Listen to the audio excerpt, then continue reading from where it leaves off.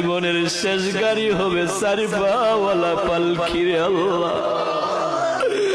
জীবনের শেষ গাড়ি হবে মসজিদের চারি পাওয়ালা গাড়ি।